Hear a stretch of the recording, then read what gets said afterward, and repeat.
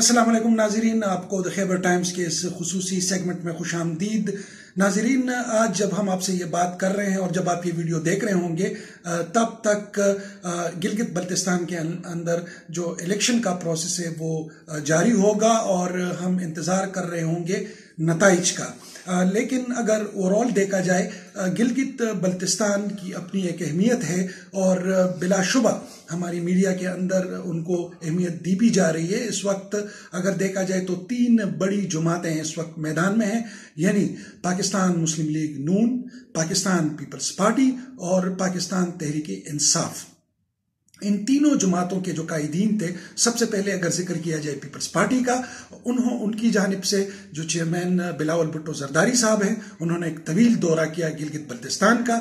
उसके बाद हमने देखा कि नून लीग की जो क़यादत है मरियम नवाज शरीफ, वो अपनी टीम लेकर गिलगित बल्तिस्तान पहुंची और इस दौरान अली अमीन गंडापुर और साथ में जुल्फी बुखारी, ये लोग हमने देखे कि मैदान में थे। और जाहिरी बात है, खुद अली अमीन गंडापुर, उनके पास पोर्टफोलियो है गिलगित बल्तिस्तान और कश्मीर अफेयर का। इनकी 2 हवालों से बात हो सकती है गिलगित बल्तिस्तान की। एक तो ये कि इनकी अहमियत है कश्मीर के हवाले से। मौलाना फजल रहमान साहब का ये मानना है कि अगर गिलगित बल्तिस्तान को एक सूबे का दर्जा दिया गया तो वो अपने आलमी सतह पर जो उनका पॉइंट ऑफ व्यू है, यानी गिलगित बल्तिस्तान और कश्मीर, इसको हम मुतनाज़िया मानते हैं। और इसकी अगर आपने जम्मू कश्मीर को मुतनाज़िया करना है तो आपने गिलगित बल्तिस्तान और कश्मीर जो हमारे पास है उसको भी मुतनाज़िया करार देना है।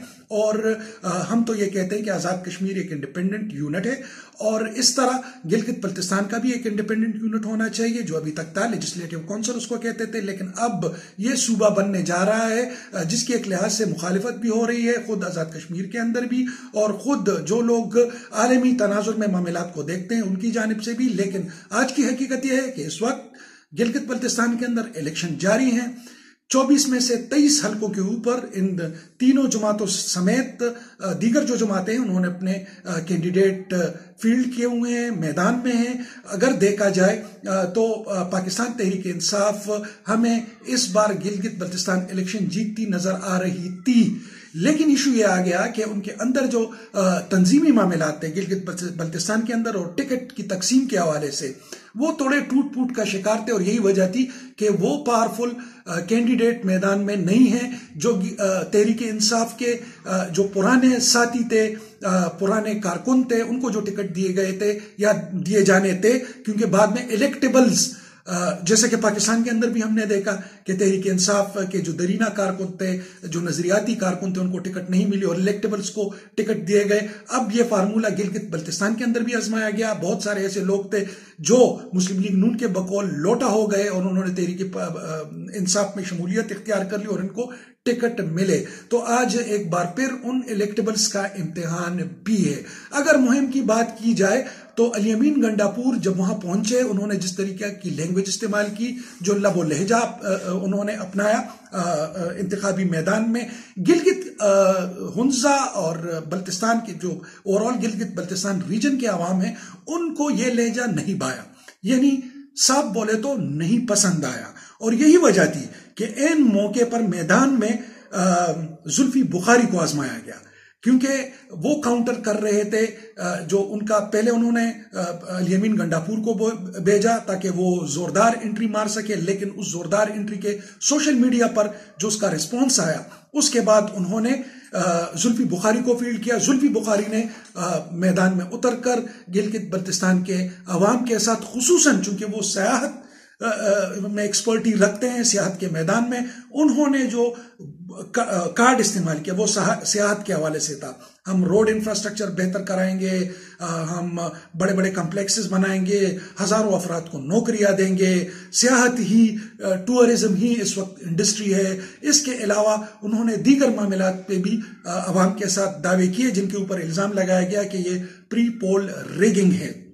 साथ में चूंकि वफाक के अंदर पीटीआई की हुकूमत है, यही वजह थी कि मुखालिफ दोनों जमातों यानी नून लीग की जानिब से और पीपल्स पार्टी की जानिब से उनके ऊपर तनकीद की गई कि वो सरकारी मशीनरी का गलत इस्तेमाल कर रहे हैं। यहाँ तक कि जो वोटर लिस्ट हैं اس میں بھی گڑبڑی پھیلا رہے ہیں، دھاندلی کر رہے ہیں. لیکن اس کے باوجود جو ہماری اطلاعات ہیں، جہاں تک میں نے خود گلگت بلتستان کے جو مختلف علاقوں کا موڈ جاننے کی کوشش کی ہے، ابتدائی طور پر ہمارا جو اسسمنٹ ہے وہ یہی ہے کہ پاکستان پیپلز پارٹی اگر تھوڑی بہت حد تک آزادانہ الیکشن ہو جائیں تو امکان یہ ہے کہ پاکستان پیپلز پارٹی 10 سے 13 تک نشستیں لے جائیں.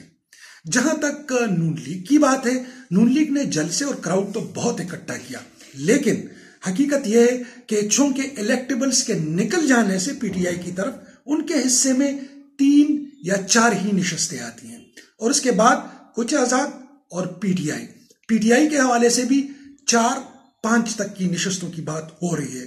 تو اب بنا کیا؟ اگر دیکھا جائے الیکشن کے نتائج آنے میں ابھی وقت ہے، ظاہری بات ہے کہ اگلے کچھ گھنٹوں میں اس کا بھی پتہ لگ جائے گا، لیکن زیادہ تر جو وہاں کے مقامی تجزیہ کار ہیں یا جو گراؤنڈ کے اوپر صحافی ہیں جن سے ہماری بات ہوئی، ان کا یہ ماننا ہے کہ شاید کوئی بھی جماعت اس طرح کلین سویپ نہ کرے جس طرح گزشتہ دفعہ انتخابات کے اندر مسلم لیگ نون نے کیا تھا. اس لیے امکان یہ ہے کہ مخلوط حکومت قائم کی جائے اگر جو پوزیشن 23 حلقوں کی، جس طرح میں نے ذکر کیا کہ پیپلز پارٹی 10 سے 13، نون لیگ 3 سے 5، اور یہ اسی طرح 5 سے 6 یا 7 تک نشستیں جتنی بھی یہ ممکن ہو سکے وہ ٹویسٹ کر سکتی ہے، نون لیگ کی طرف بھی، پی ٹی آئی کی طرف بھی. تو اس کے بعد جو نقشہ بنتا ہے اس کے مطابق شاید کوئی بھی جماعت اکیلے یا سولو فلائٹ نہ کر سکے اور ان کو مخلوط گورنمنٹ کی طرف جانا پڑے. پاکستان پیپلز پارٹی اور مسلم لیگ نون کی اگر اسٹریٹجی کو دیکھا جائے تو جہاں جو الیکٹیبلز ہیں اس کے پی ٹی آئی میں جاننے کے بعد، اور جس کے خلاف مریم نواز شریف نے کھلے عام جلسوں میں کہا کہ لوٹوں کے ہمارے ہاں کوئی قدر اور کوئی جگہ نہیں، اس کے بعد ظاہری بات ہے نون لیگ کا جو نظریاتی کارکن ہے وہ تو ظاہری بات ہے الیکٹیبلز کی طرف نہیں جائے گا. تو اس کے بعد اس کے پاس جو سیکنڈ آپشن ہوگا وہ نون لیگ کی ٹکٹ پر جو منتخب نمائندہ ہوگا، جو جس کو ٹکٹ ایوارڈ دیا گیا ہے مختلف حلقوں کے اندر، اسی کی طرف جائے گا. لیکن کچھ باتیں ایسی بھی کی جا رہی ہیں گلگت بلتستان کے اندر، خصوصاً جو مریم نواز شریف اور بلاول بھٹو زرداری کے بیچ میں گفتگو ہوئی ہے، ان کا یہ کہنا ہے کہ جہاں جہاں ضرورت پڑے تو جو کمزور امیدوار ہوگا کسی بھی پارٹی کی جانب سے اس حلقے کے اندر جو دوسری پارٹی ہوگی، یعنی جہاں پر نون لیگ کا امیدوار کمزور ہے اور پیپلز پارٹی کا امیدوار مضبوط ہے، تو کمزور امیدوار کے ووٹ جو ہوں گے وہ بھی کوشش کی جائے کہ وہ پیپلز پارٹی کی طرف بڑھے یا نون لیگ کی طرف بڑھے. یعنی جیت یا سیٹ دونوں جماعتوں نے ہر حال میں پکی کرنے کا اندیا ایک دوسرے کو دیا ہوا ہے. لیکن چونکہ سیاست میں کوئی چیز بھی حرف آخر نہیں ہوتی، تو دیکھنا یہ ہوگا کہ آگے چل کر صورتحال کس حد تک بنتی ہے یا بنائی جاتی ہے. اس پر ہم بات کریں گے. فی الوقت ہماری طرف سے اتنا ہی. اللہ حافظ.